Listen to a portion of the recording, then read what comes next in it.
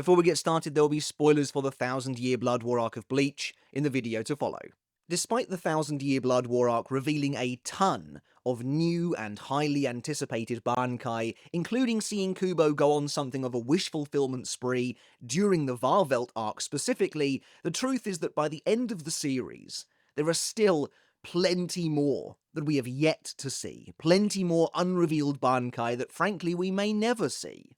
However, the 1000-Year Blood War arc anime has already played host to a completely new Bankai reveal, that of Senjumaru's Bankai, that not only wasn't in the manga, but at one point seemed likely to never be revealed at all. And so as we come to the end of the 1000-Year Blood War arc anime with only the final core left to go, there's one question on everyone's minds.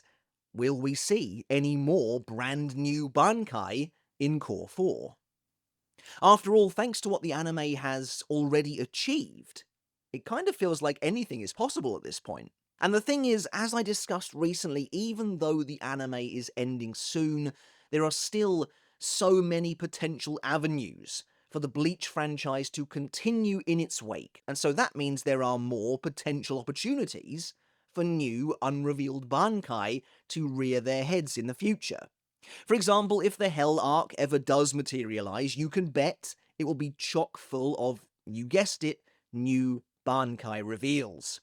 And so in today's video, I want to collate all the currently unrevealed Bankai in the series and then rank them by how likely I think it is we will ever see said Bankai in the future. It doesn't have to be in Core 4 of the anime, though if that's the case, then obviously the likelihood is going to be higher. So let me know down in the comments, which unrevealed Bankai do you want to see the most, and how likely do you think that is? Am I off base here or spot on with my predictions? Let me know your thoughts down below, and let's get started. By the way, if you enjoyed today's video and you want to take your support for the channel that extra step further, consider checking out the link to the Patreon down in the description below, where you too can join everyone who is supporting me over there, and it really is making a huge difference, so thank you all so very much. A massive shout out goes out to each and every one of you. It does mean absolutely everything. And speaking of supporting the channel, first before we begin, a word from today's sponsor. Today's video is sponsored by Raycon. So the final season of the Bleach anime is just around the corner, and I've got a lot of videos to make. And the Raycon Essential Open Earbuds are my tried and true companion for that process, not just for scripting and editing, but for the times where I'm taking a break too and heading out of the house, all the while staying connected to the music and podcasts that are a part of my daily routine. And if that sounds good to you, then these earbuds are more affordable than ever at 15% off. The coolest thing about these earbuds, in my opinion, is the open ear design, because it allows them to seamlessly integrate into your day-to-day.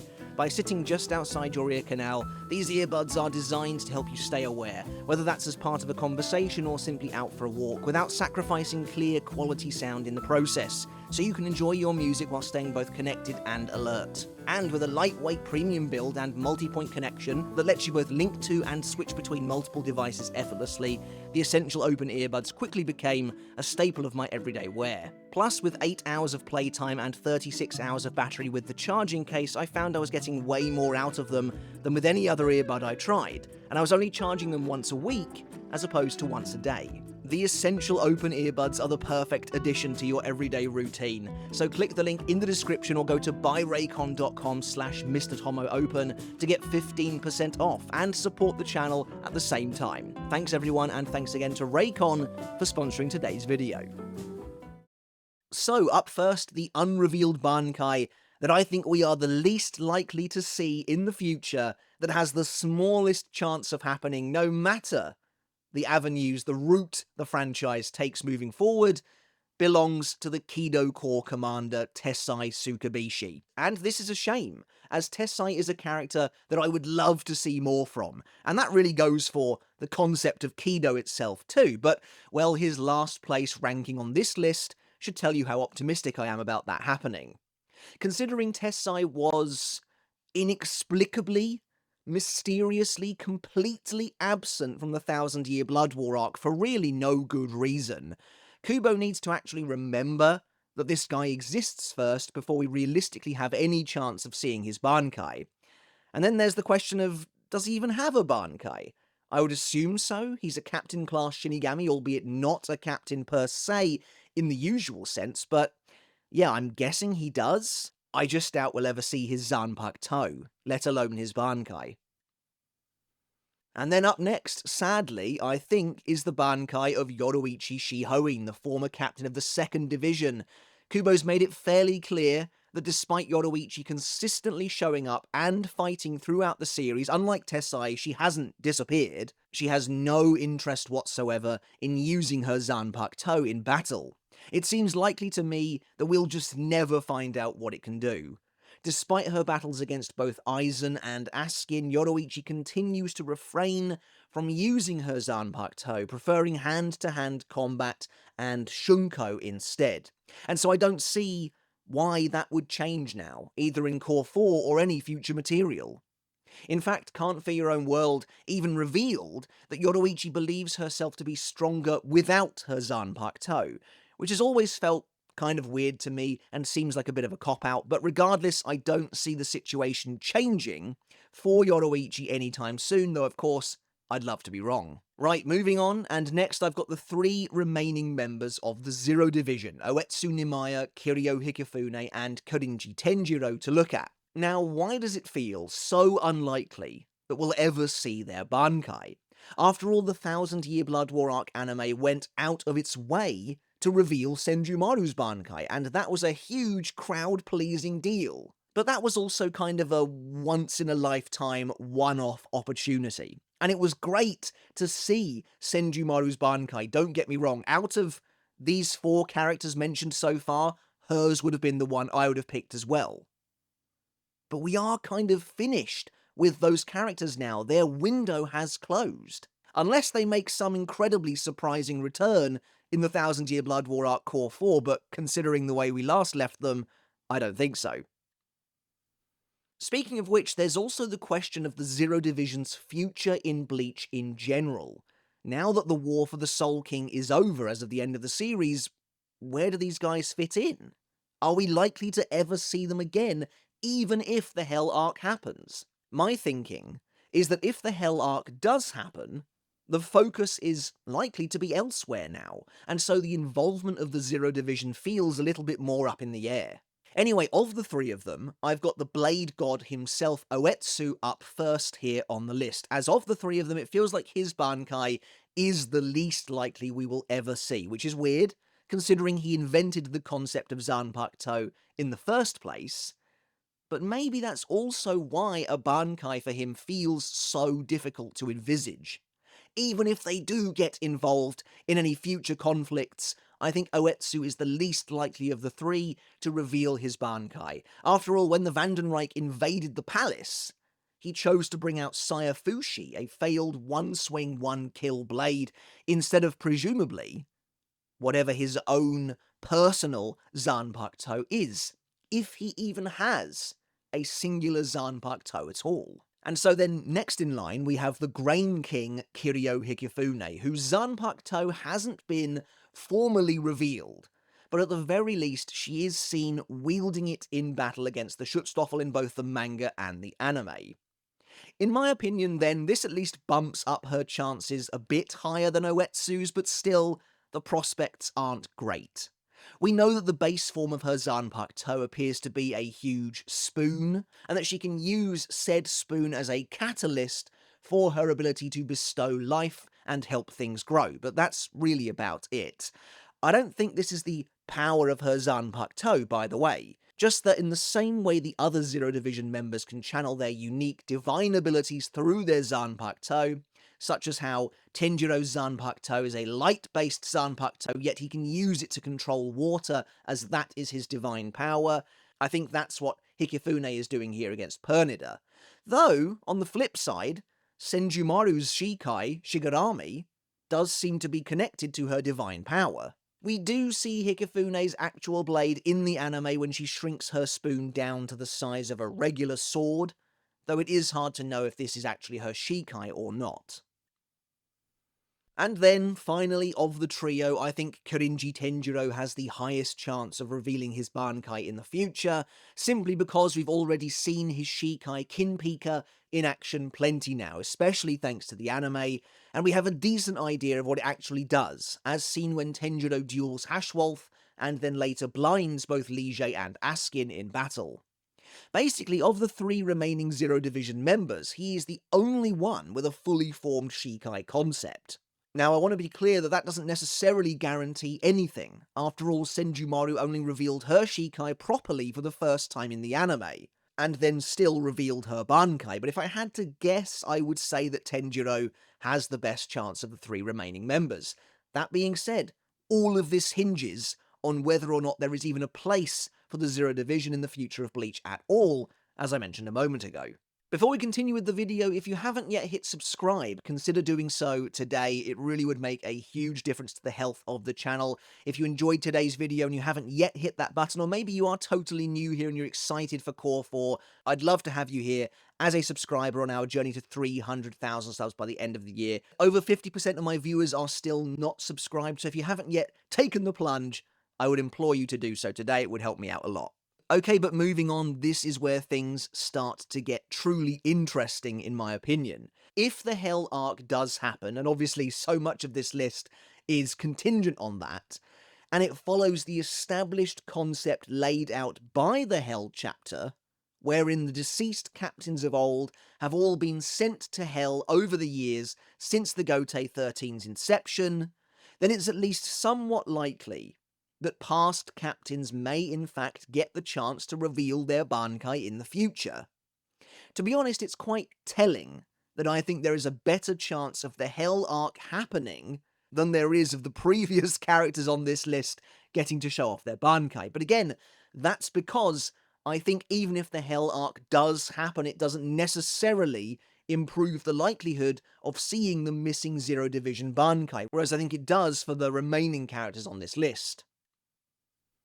Anyway, speaking of which, next up is Kenpachi Kiganjo, the 10th Kenpachi, and the one who preceded Kenpachi Zaraki.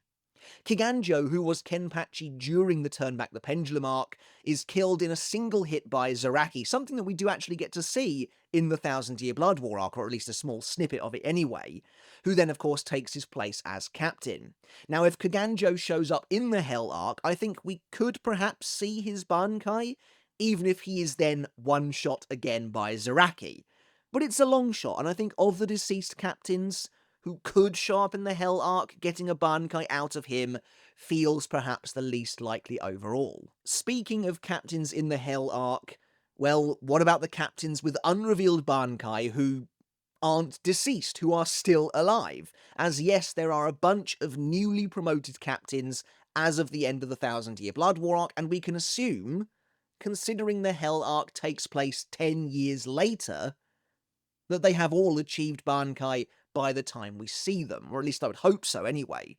Up first is the captain of the 4th Division Isane Kotetsu, who I feel is the least likely of the bunch to reveal her Bankai simply due to her status as the new main healer of the Gotei 13, and therefore someone who is unlikely to end up in a straight fight, much in the same way as how Unohana remained away from the fighting for almost the entire story until her very unusual circumstances laid out the battle with Zaraki.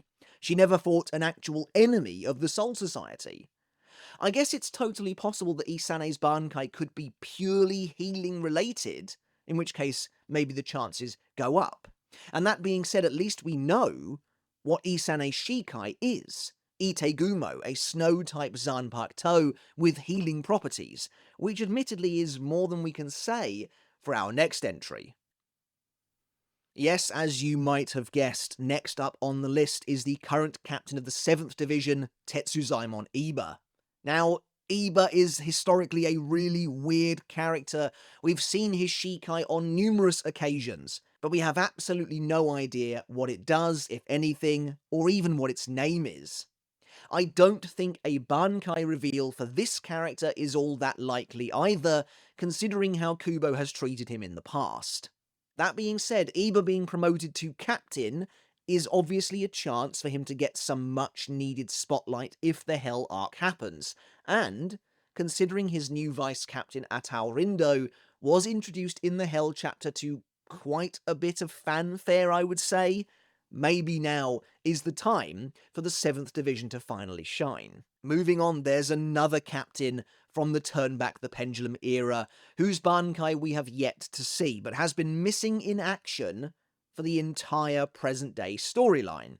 And that's Ginrei Kuchiki, Byakuya's grandfather, the former head of the Kuchiki clan, and the former captain of the 6th Division. Ginrei hasn't been seen since Turn Back the Pendulum, and while it's totally possible that he is alive and well and in retirement somewhere, I feel like the more likely reality is that he died at some point in the last 80 or so years, considering Byakuya has taken his place by the time of Everything But the Rain. Again, we have no idea what Ginrei's Zanpakuto is at all. The only reason I've ranked him this high, relatively speaking, on the list is because I think if the Hell arc does happen, there's a much better chance of seeing him in action than the likes of Kiganjo. And I think exploring a potential relationship would be very compelling, especially if Hell has somehow corrupted the former clan leader. But, as with all of the deceased captains who might feature in the Hell arc, it of course all depends on that arc's existence, and then from there, how each captain is evaluated individually. But speaking of the deceased captains who might feature in the Hell arc, well, I've lumped all of the original Gotei 13 together here on the list. Ultimately, there's a good chance that even if we see some of their Bankai, we possibly won't see them all, as there's potentially 11 of them to reveal. But there's simply no way for me to differentiate them out like that when we know nothing about their characters individually, nor how Kubo plans to use them, if at all. That being said, the original Gotei 13 are ranked this high on the list, based on the fact that if the Hell arc happens and it plays out the way we as a community expect it to, based on the setup as it was laid out in the Hell chapter, then I think these guys have a pretty great chance of revealing at least some of their Bankai, especially if they do take up the mantle of the main enemy group of the arc. Again, who's to say which of these characters Kubo would emphasize? Would it be someone like Saito Furofushi, who definitely has the look of a potential fan favorite? Or maybe Nobutsuna Shigeo, who looks particularly evil? Perhaps it would be Chika Shihoin, who has an explicit connection to someone in the present-day cast? Or maybe all 11 of them would be given the chance to reveal their missing Bankai. For now, we just don't know, but if the Hell arc happens, I think there is a pretty great chance of at least some of them doing so. But wait, I hear you saying. Earlier I covered only 2 of the new captains from the end of the series, being Isane and Iba. Isn't there another whose Bankai is currently unknown? Right you are, and up in 5th place we have the current captain of the 8th Division, Lisa Yadamaru, for who I think there is a much better chance of seeing her Bankai than there was with those other 2, for a few reasons. Lisa's Shikai has already been revealed, seemingly in full, with her wielding Haguro Tonbo against Harabel, Aizen, and later Gerard. And against Gerard, she even reveals an ability of her Shikai as well. To be honest, in that same vein, it is totally possible that the anime might truly surprise us, and we might even get a Bankai reveal from Lisa in the Thousand Year Blood War Arc Core 4 when the Vizard face off against Gerard. Even if we don't, however, Lisa is absolutely the captain among the newly promoted in the best position to reveal her Bankai in any future stories, and I certainly wouldn't be that surprised to see it.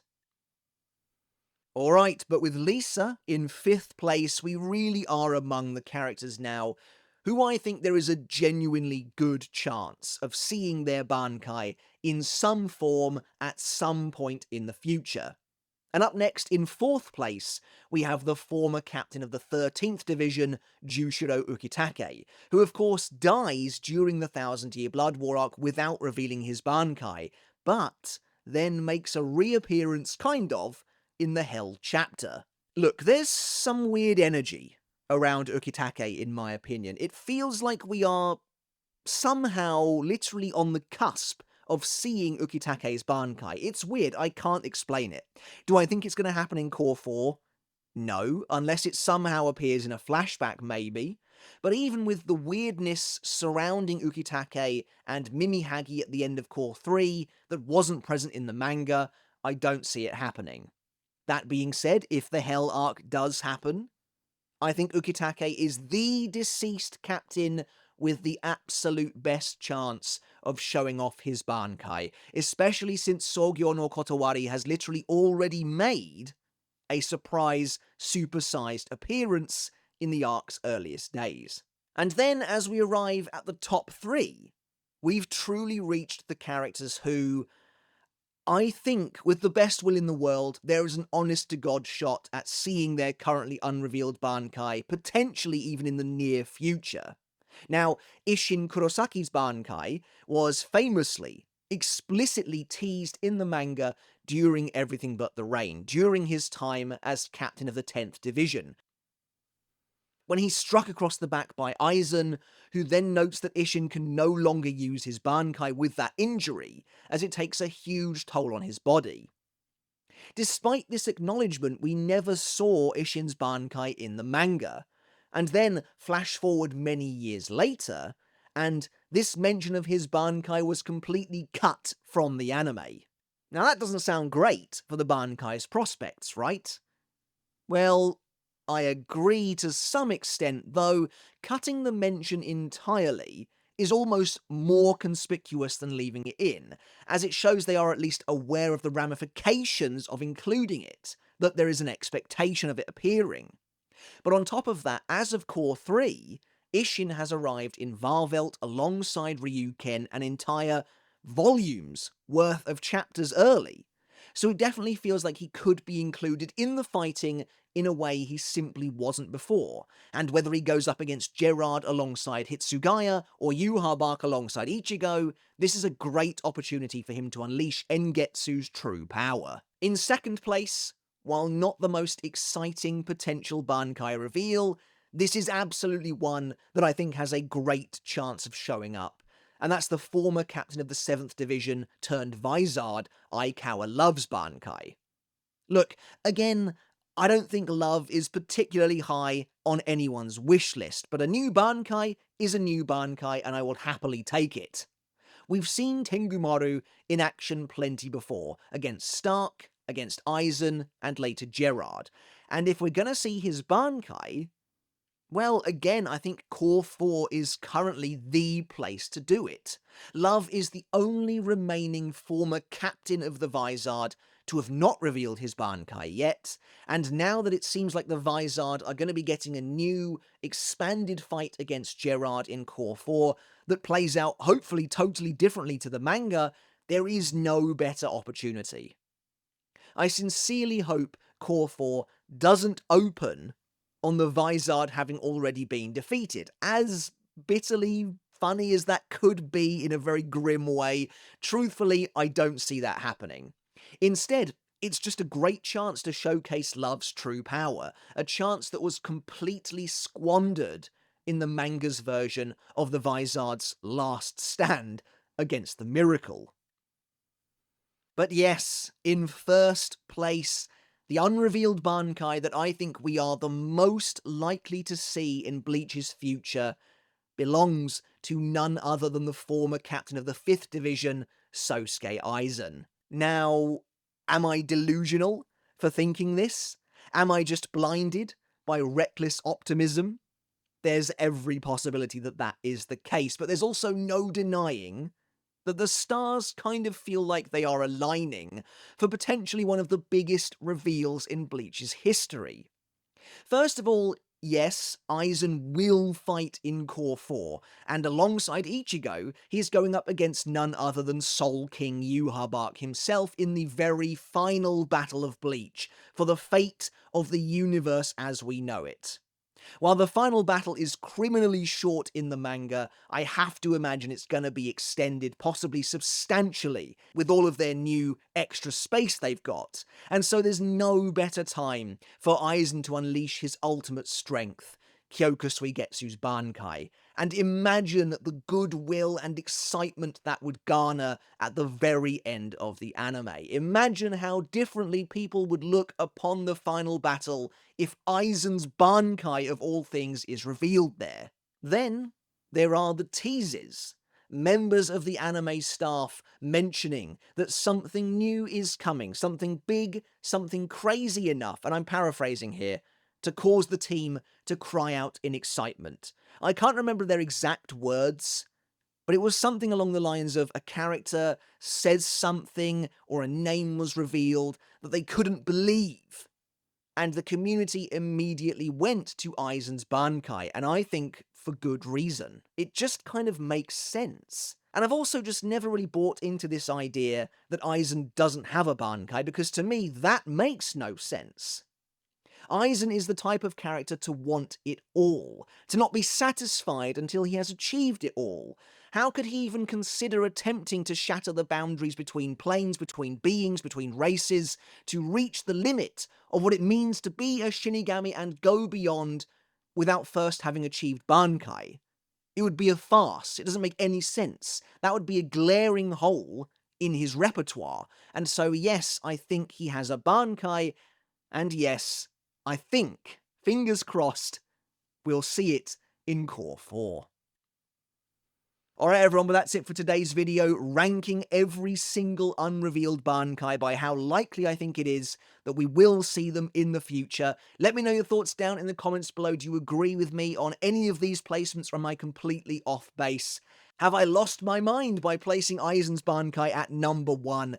I don't think so. I'm really hopeful that isn't the case, but I could be completely wrong. Let me know your thoughts down in the comments below. I'd absolutely love to read them as always. Once again, thank you so very much for watching. Consider hitting subscribe if you haven't done already to help push us to 300,000 subs by the end of the year. If you're excited for Core 4 of the 1000 Year Blood War Arc anime, then do hit subscribe now, as you're in a great place to keep up with it as it rolls out over the, well, very immediate future. And also consider supporting me over on Patreon as well, to take your support that extra step further, to really help keep the lights on here at the channel. Again, it does mean absolutely everything. It's greatly appreciated. And a huge thank you goes out to everyone supporting me over on Patreon. Again, I really couldn't do this without you, so thank you all so very much. Alright guys, but until next time, I'll catch you later, and I'll see you then.